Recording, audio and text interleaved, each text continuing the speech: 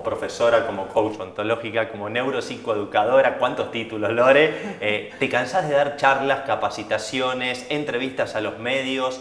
¿Por qué tanta demanda? ¿Por qué se solicita tanto hablar de la temática? Yo creo que porque empezamos a sentir como una incomodidad o algunas cosas que vemos que no están bien o que no están funcionando como deberían funcionar. Y bueno, entonces yo sí digo que es muy importante siempre estudiar, que como decís, ¿cuántos títulos? Yo soy una apasionada por estudiar, por conocer, y si eso que yo conozco, sé, divulgarlo le puede ayudar a la gente, le puede ayudar a los niños, le puede ayudar a los adolescentes, bienvenido sea, ¿no? Y yo creo que una de las cuestiones es esta, que empezó a surgir este cambio, eso que nosotros lo veníamos planteando de una manera, sobre todo en educación, hoy nos estamos dando cuenta que no está funcionando, Gonzalo. Hoy nos estamos dando cuenta que hay algo que tenemos que cambiar. Bueno, ¿y todo pasa por acá? Todo pasa por ahí, exactamente. Y yo digo que la neurociencia es llevar ciencia al aula. Mirá qué importante, ¿no? Es llevar ciencia al aula. Y estos avances científicos que se empezaron a dar, sobre todo en el 99, 2000, se empezó a hablar muchísimo de cómo funcionaba el cerebro y sobre todo cómo aprende el cerebro, ¿no? Entonces hay muchísima información, el tema que eso es ciencia. Y entonces se empezaron a preguntar, ¿no? Porque ¿cómo hacíamos para hacer llegar esa ciencia a la educación? Y eso es lo que hace la neuroeducación, es llevar todas estas evidencias científicas y hacer esto en la realidad del aula, ¿no? Del día a día en los colegios. Está costando. Está costando, porque es algo relativamente de los últimos años que se empieza a introducir en el ámbito educativo y a paso lento, a paso de hormiga si se quiere, por más que vos estás todo el día de tu vida con esto, todavía falta mucho camino por recorrer. Sí, falta mucho camino. Yo creo que la ciencia avanzó muchísimo en otros dominios y en el tema de la educación costó muchísimo entrar. Recién ahora estoy viendo muchos colegios, muchos docentes con esta apertura a lo nuevo, ¿no? A lo nuevo y es entender que es llevar evidencia científica, o sea, no es nada de lo que yo crea o lo que yo piense, sino que es una evidencia científica implementada a una práctica pedagógica. Y una evidencia científica nada más y nada menos que del cerebro, que es el órgano del aprendizaje. Entonces, si bien creo que está costando y que estos cambios deberían ser macro, ¿no? Y creo que deberíamos pensar la educación a largo plazo teniendo en cuenta la ciencia. Ya hay varios colegios que empiezan a tomarlo y con muy buenos resultados, ¿no? ¿Y qué es lo más importante hoy por hoy en la educación actual? Que es totalmente diferente porque vemos chicos que se crían en otro entorno súper tecnológico, mediado por las pantallas, con una horizontalidad docente-alumno donde antes no existía. Veíamos al proceso de aprendizaje netamente verticalista. Digo, hoy es más todo heterogéneo, ya no es enseñarle a todos lo mismo. ¿Cómo se mete la neurociencia en toda esa diversidad? Bueno, esto que te decía yo, que se empezó como a tener todas estas evidencias científicas, empezaron a poner el foco en otro lugar. Antes poníamos el foco en cómo se enseñaba y ahora el foco está puesto en cómo se aprende, ¿no? Y en el foco de cómo se aprende es entender que cada cerebro es único, es irrepetible y funciona de modo distinto y aprende de forma distinta. Entonces, esto es un desafío enorme que tiene la docencia, que tiene la educación, de dar respuesta a estos cerebros tan distintos, ¿no? ¿Y cómo hace la docente? Porque en el magisterio ¿se está enseñando neurociencias? No. Recién ahora hay algún principio de interés, pero no se está enseñando y es necesario. O sea, hoy un docente necesita saber cómo aprende el cerebro para adaptar sus prácticas pedagógicas a eso que tiene que ser funcional al cerebro del alumno, ¿no? Claro, y hacerlo en un marco tan heterogéneo, porque son chicos que vienen de distintos orígenes socioeconómicos, de distintos pasados, de distintas conformaciones familiares. Hoy la familia tipo se ha quebrado hace mucho tiempo. ¿Cómo establecer un método de enseñanza entre tanta heterogeneidad? Y hoy la educación cambió muchísimo. Yo hace 18 años, 19 que soy docente y veo, si miro en retrospectiva, digo cuánto cambió, evolucionó la educación en estos tiempos, ¿no? Cuánto nosotros tenemos que cambiar. Y en esto de entender que cada alumno es único y es particular, ir buscando estrategias para que se adapten a esa flexibilidad. Y es importantísimo también empezar por lo básico, ¿no? Es enseñarle a los niños, a los adolescentes cómo aprenden, ¿no? Entonces, enseñar cómo aprenden hace que ellos puedan tomar decisiones inteligentes, ¿no? Saber si yo sé cómo aprendo, sé cómo funciona mi cerebro, sé qué tengo que hacer para que aprenda mejor. La otra vez habíamos hablado de pausas frecuentes, de no estar tanto tiempo enfocándonos mentalmente en algo, de que las clases debían ser distintas, con otra organización. ¿Se está implementando eso? ¿Se trabaja en pos de implementarlo? Sí, yo creo que ya hay colegios que empiezan a implementar y a detectar que sabemos que hoy en educación que sin atención no hay aprendizaje, ¿no? Y que nosotros por ahí podemos tener a los chicos mirándonos de frente, pero que en realidad están pensando en cualquier otra cosa. Entonces es sumamente necesario empezar una clase captando la atención de nuestros alumnos. ¿Y cuánto dura esa atención? Muy poquito, entre 10 y 15 minutos en el nivel inicial y 15, 20 minutos en el nivel secundario. O sea que si das clase 40 minutos seguidos ya no sirve. Exactamente, no sé si no sirve, es entender, y por eso los chicos también tienen que saber este autoconocimiento para darse cuenta cuando necesitan una pausa activa. Claro. Porque nosotros empezamos una clase y ese cerebro está haciendo un esfuerzo cognitivo para poder pensar, para poder razonar, ¿no? Pero ¿qué sucede? Se va cansando porque está haciendo un esfuerzo, está gastando oxígeno, está gastando glucosa, entonces llega un momento que el rendimiento empieza a caer, que nos pasa a nosotros los adultos también. Entonces ahí es donde el docente cada 15, cada 20 minutos puede plantear un recreo cerebral, también testeando cómo están ellos, esto de la mirada atenta en el alumno, ¿no? Entonces nos vamos dando cuenta, cuando ya están así medio cabizbajos, empiezan a mirar para cualquier lado, ahí es el momento de un recreo activo, ¿no? Recordando que el recreo no es salir del aula. Puede ser. O sea, ahí donde se puede poner en juego la creatividad del docente y puede aparecer millones de cosas, ¿no? Puede ser desde pararte al lado del banco, respirar un poco, tomar un poco de agua, puede hacer algún ejercicio de movimiento o salir a dar una vuelta al patio y volver, también es una buena estrategia. Pero ahí es la creatividad del docente. Lore, recién lo que decías vos del periodo de atención, yo pensaba en los dibujitos animados. Por algo deben ser tan cortitos los capítulos y las series en las plataformas destinadas a los chicos de corta edad también duran muy poquito los capítulos. ¿Tendrá que ver también con ese periodo de atención? Sí, Gonza, y a mí lo que más me preocupa es que la atención es una habilidad que se entrena y hoy desde los chicos a nosotros los adultos cada vez nuestra atención es más acotada. ¿Por qué te digo que es cada vez es más acotada? Porque es todo rápido. Las redes sociales hoy está diseñado para esto, ¿no? Poca atención, mucho contenido y poca atención en realidad. Entonces, bueno, hay que empezar a trabajar esto, ¿no? De que ellos puedan ejercitar la atención y que a lo mejor de esos 15 minutos puedan tener una atención plena en lo que están haciendo. Lore, y se habla de una mentalidad en crecimiento. ¿De qué se trata?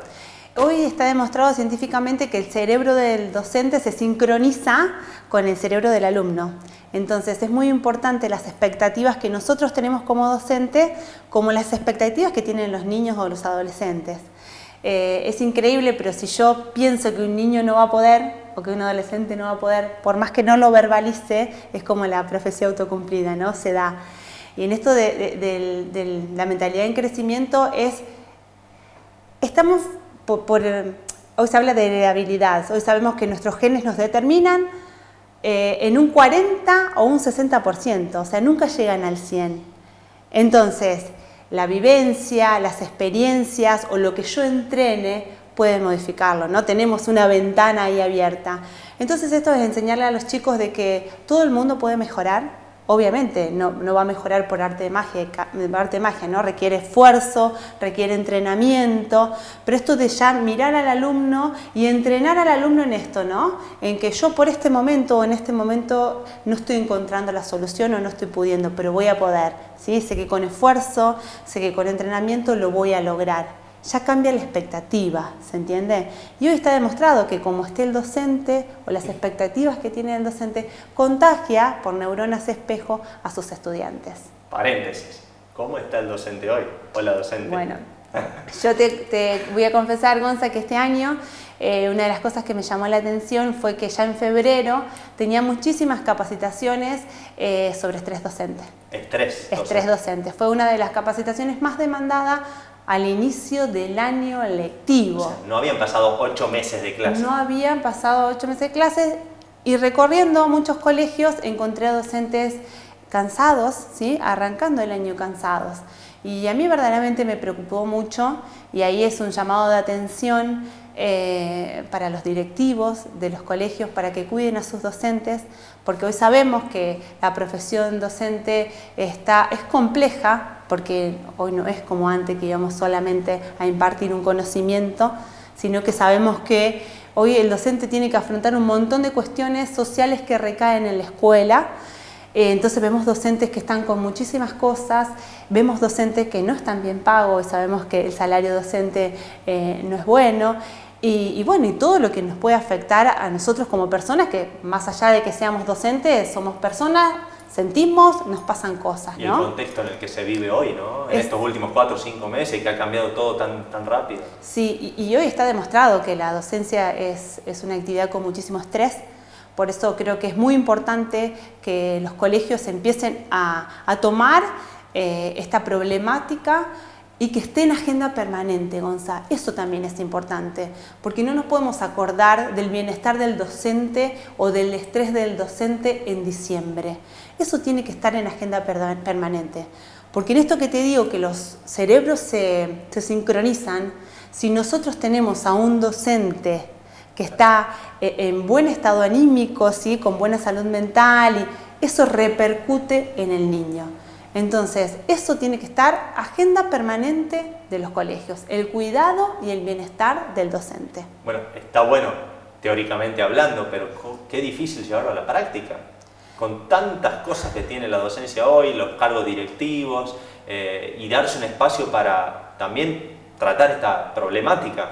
Es un desafío enorme, pero yo creo que en la docencia siempre encontramos espacios para hablar del alumno, pero encontramos pocos espacios para hablar de nuestra profesión, de cómo nos sentimos, de las cosas que nos pasan. Y te puedo asegurar, Gonza, que en un día a día de un docente pasan muchísimas cosas. En una mañana pasan muchísimas cosas.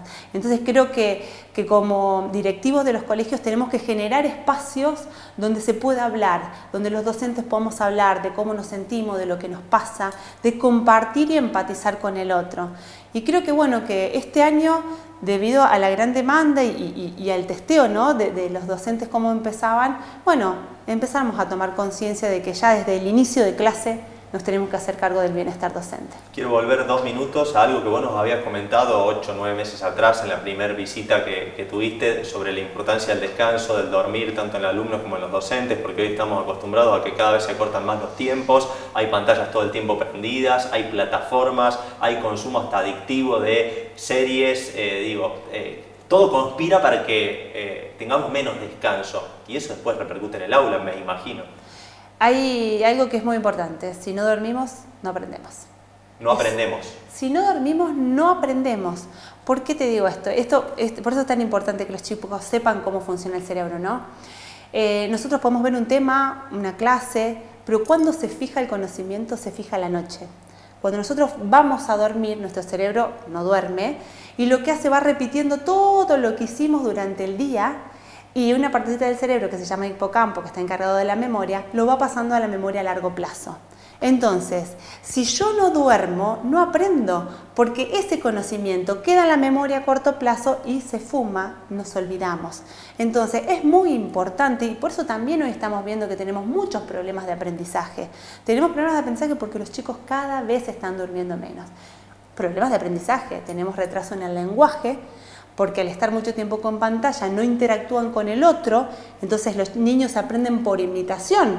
Necesitamos a un adulto que nos hable, que nos gesticule, entonces estamos teniendo problemas en el lenguaje, estamos teniendo problemas de visión, cada vez estamos viendo niños que tienen miopía, porque para que se desarrolle la vista tenemos que mirar de lejos y de cerca, están acostumbrados a mirar de cerca, ¿sí? O sea, viene con muchas problemáticas toda esta situación, y que es sumamente importante que ellos sepan, no solamente los docentes, los papás y los niños. Porque la escuela llega hasta ahí, hasta un límite, pero después si en casa no hay una rutina, no hay padres comprometidos, de che, basta de pantalla, nos acostemos, apaguemos las luces a tal hora, ¿qué se puede hacer desde el ámbito escolar? Es un llamado de atención a los papás. es un llamado de atención a los papás, porque yo creo que en el colegio hoy están recayendo un montón de situaciones que debería cumplir la familia. Entonces necesitamos papás atentos, necesitamos papás comprometidos con la crianza de sus hijos, necesitamos papás informados con la crianza de sus hijos. Porque después, ¿qué pasa? ¿Por qué mi hijo se sacó tan mala nota? ¿Por qué esto? El reclamo a la docente, el reclamo a la institución, y por ahí viene desde otro lado ya un hábito mal construido desde hace muchísimo tiempo. Sí, totalmente. Hoy sabemos que los entornos emocionales son sumamente importantes para el aprendizaje. Un niño que llega angustiado o que llega en una situación de violencia al colegio, sabemos que no está preparado para el aprendizaje, ¿no? Entonces creo que es un trabajo en conjunto de las instituciones educativas con las familias. También creo a los papás, y yo soy mamá de 2 niñas, una de 8 y una de 12, creo que estamos nosotros como papás en una época de bisagra, ¿no? Porque creo que como fuimos criados nosotros, hoy nos damos cuenta que no nos sirve para criar a nuestros hijos, porque la sociedad cambió y nuestros hijos son otros. Entonces estamos en la búsqueda de herramientas, y en esta búsqueda de herramientas por ahí hay cosas que se distorsionan y repercuten en el niño. Entonces necesitamos papás comprometidos con la crianza de sus hijos y papás actualizados con la información de ahora para la crianza de sus hijos. Antes de cambiar de tema, digo, 8 horas, 7 por lo menos. Dormir. Sí, sí. ¿Pantallas sí. cuándo? Antes de acostarse. Hay nada, que cortarlas. Nada. Se habla de unos 5 nunca antes de irse a dormir. Cuando nosotros le ponemos pantalla, y ya lo dije la otra vez que vinimos, ¿no? Pero nosotros ponemos pantalla, el cerebro piensa que es de día y en vez de segregar melatonina, segrega cortisol, que es la hormona que nos pone en funcionamiento, ¿no? Entonces, antes de dormir, pantalla no. Podemos leer un cuento, las luces tienen que empezar a estar tenues, como para darle indicio al cerebro que es de noche y que se tiene que ir a dormir. Neurociencias, mucho conocimiento. ¿Y qué pasa con las emociones? ¿Sin emoción no se aprende? Sí, eso también hay que ponerlo un poquitito en claro. Sin emoción no se aprende porque siempre estamos en un estado emocional. Emoción y cognición no se separan, ¿no? Pero sí necesitamos del contenido, pero necesitamos estar en un estado emocional favorable para el aprendizaje. Entonces creo que es crear ambientes seguros dentro del colegio, dentro del aula, es sumamente importante para que nuestros estudiantes no estén con la amígdala cerebral muy activada, que eso se genera cuando hay emociones fuertes, miedo, frustración, y se bloquea la parte frontal del cerebro. Entonces un niño que está en una situación de bullying, por ejemplo, en un aula, no va a aprender. Un niño que esté en el aula en situaciones de miedo, ¿no? Miedo a lo que puede pasar con el profesor, o miedo a la evaluación, o miedo, tampoco va a aprender, porque ya te digo, la amígdala cerebral, el cerebro que quiere sobrevivir en ese momento, no tiene tiempo para pensar. Entonces creo que también es importante entender que como docentes tenemos que crear ambientes seguros en las aulas, que sus amígdalas cerebrales estén tranquilos para que puedan pensar, no para que puedan aprender. Y cuando se viene así de casa, digo, no funcionan muy bien los gabinetes psicopedagógicos. Es sumamente importante. Porque si vienen así angustiados, mal desde casa, tampoco se predisponen al aprendizaje. Yo hoy justo cargué en las redes sociales, ¿no?, un posteo de que muchas veces como docentes planificamos algo y cuando vamos al aula la realidad indica otra cosa, ¿no? Y no podemos hacer agua en eso. O sea, primero tenemos que darle prioridad a esa emoción que está bloqueando la parte frontal del cerebro y que no va a aprender. Y es sumamente importante, creo que el trabajo hoy de la psicopedagoga y de la psicóloga dentro de las instituciones educativas es fundamental, y creo que el docente es como el detector de esas cosas, ¿no? Porque es con el que está con los chicos, con el que tiene esa mirada atenta y que sabemos muchas veces, ¿no?, que a este le puede pasar esto. Entonces, tener también después, porque obviamente los docentes no somos psicólogos y carecemos de esas herramientas, pero sí poder tener un gabinete que apoye a estas detecciones precoces en las aulas es sumamente importante.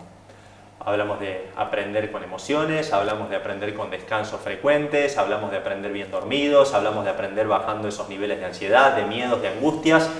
¿Qué pasa con la memoria? ¿Tiene mala prensa la memoria? Sí, tiene mala prensa la memoria, porque que estuvimos tantos años de esto que no se estudia memoria, no se estudia memoria. Bueno, hoy sabemos que en realidad hay distintos tipos de memoria. y que para que se dé un aprendizaje necesitamos tiempo, y eso también es importante. Por eso es importante que la ciencia llegue a la educación. El aprendizaje no se aprende así por arte de magia, requiere tiempo para que se empiece a ejercitar ese aprendizaje, y para eso necesitamos memoria, obviamente, pero hay distintos tipos de memoria. Yo cuando aprendo algo, ¿no? Eso está en mi memoria a corto plazo, en mi memoria de trabajo. Después, por eso te decía que es necesario dormir, porque cuando dormimos el cerebro va repitiendo eso, lo va pasando a la memoria a largo plazo. Y después esta memoria a largo plazo es la que me permite a mí recordar lo que estudié y volverlo a traer a la memoria de trabajo para resolver un problema, por ejemplo.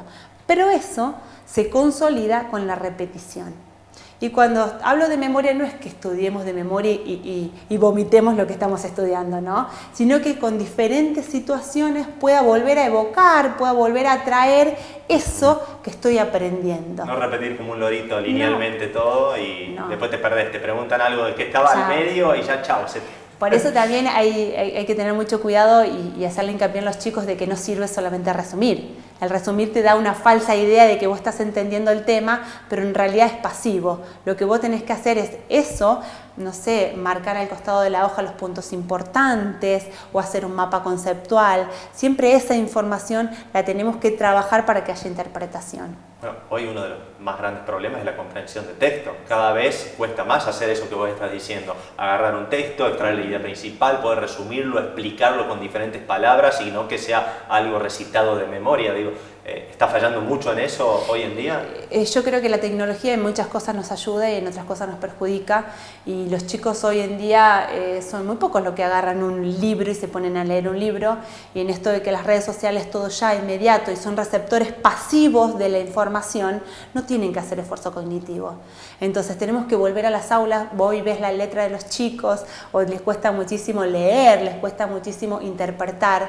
Creo que nos hicieron creer mucho tiempo en que había que ir rápido y hoy no. Sabemos que hay que parar la marcha, tenemos que volver con lectura, escritura, interpretación de texto, cosas que después, que la tecnología nos fueron robando. Pero con la tecnología de la mano, Lore, ¿o no? También puede ser con la tecnología de la mano, pero hoy ya en muchos centros educativos está prohibido el celular, porque sabemos que el celular, genera adicción y tener el celular cerca genera niveles muy altos de dopamina y llama la atención. Entonces la dopamina que se genera con el celular es mucho mayor a la que puede tener un profesor explicando una clase interesante.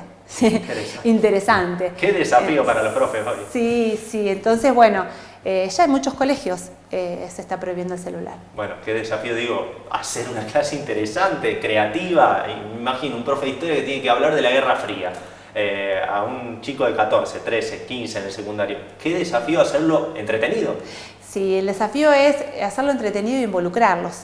Porque hoy sabemos que una de las cosas más importantes es que ellos se involucren en el aprendizaje. Pues ya no son receptores pasivos. O sea, si vos querés ir a dar una clase magistral, hoy los chicos te van a escuchar 5 minutos, a los 10 ya está, se apagó el monitor, te estarán mirando, pero no están. Entonces, esto de involucrarlo ante situaciones problemáticas, a desafiarse con preguntas. Se hizo por mucho tiempo el foco en la respuesta. Y hoy sabemos que la pregunta es muy poderosa y nos brinda mucho aprendizaje. Entonces, ante situaciones, plantear preguntas, investigar, socializar lo que yo investigué. Creo que involucrarlos, no hacerlos receptivos, pasivos de información. ¿Cuántos temas, Lore? ¿Y cuánto da para seguir hablando? Te hago la última ya antes de despedirte. ¿Por qué cuesta tanto?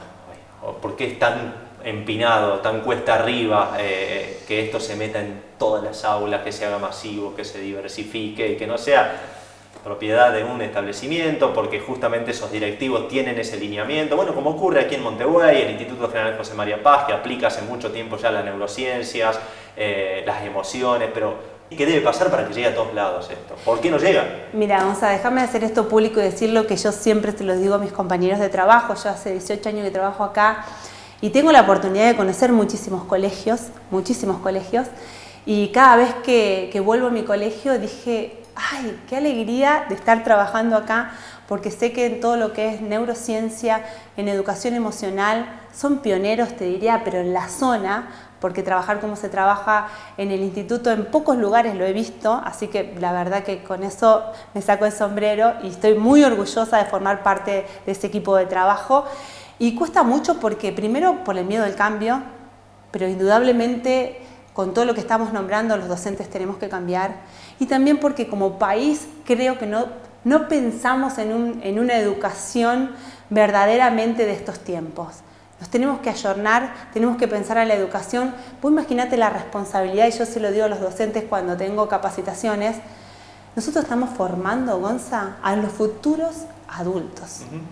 La responsabilidad que tiene la educación es sumamente importante, pero yo entiendo que todos nos tenemos que hacer partícipes de esa importancia, ¿no? Porque si no sobrecargamos al docente, pero también el contexto no apoya y no ayuda. Entonces tenemos que pensar en la educación a largo plazo y tenemos que pensar la educación en los chicos de hoy. Pero si esto no baja desde arriba, desde una orden ministerial, desde una política educativa, va a ser difícil que una escuela adopte voluntariamente empezar a hablar de neurociencias, de emociones.